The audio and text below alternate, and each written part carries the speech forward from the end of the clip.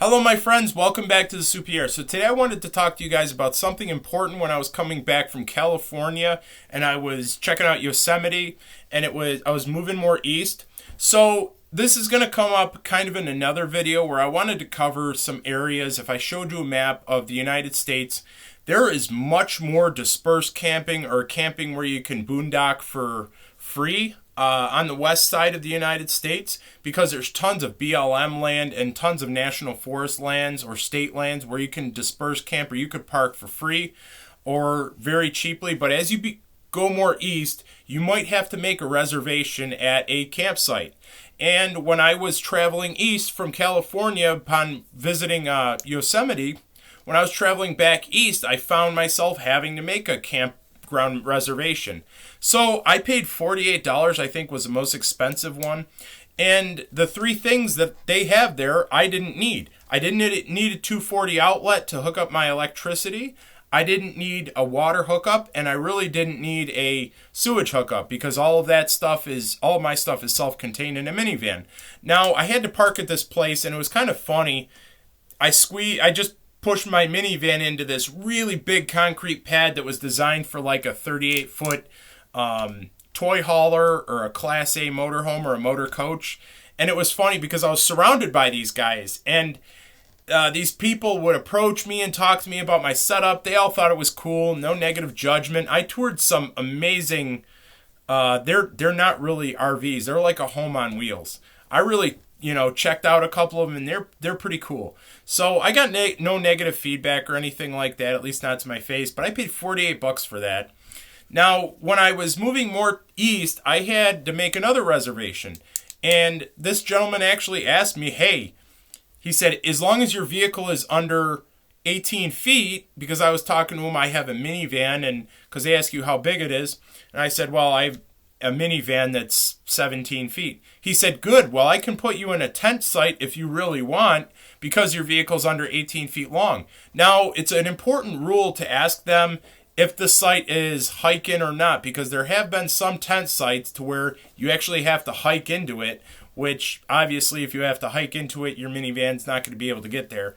But that was an important thing that was brought up.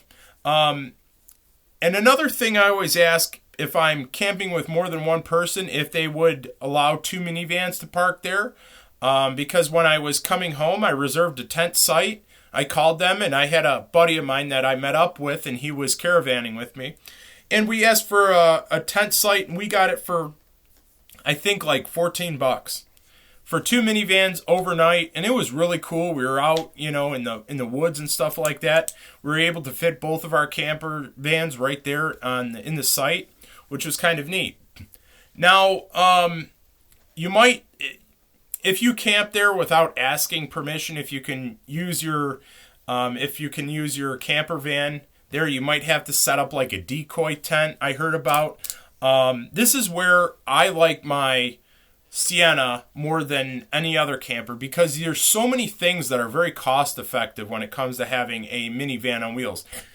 And parking, like I covered in my other video, is actually one of them. Now, other vans, you're not going to be able to do this with. If the van is over 18 feet long, they will not let you. So if you have a Sprinter van that comes in at 20 feet long, now a Sienna is about 17 feet. A Sienna is just under the amount of room that you need for the 18-foot cutoff.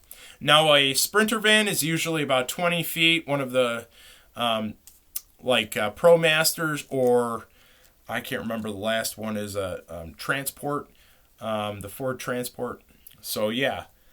And so if you have like a Chevy Express, I don't know how long those are, or like a regular conversion van or a schoolie, it's probably going to be a little bit longer. I imagine longer than your minivan. So that's just things to think about.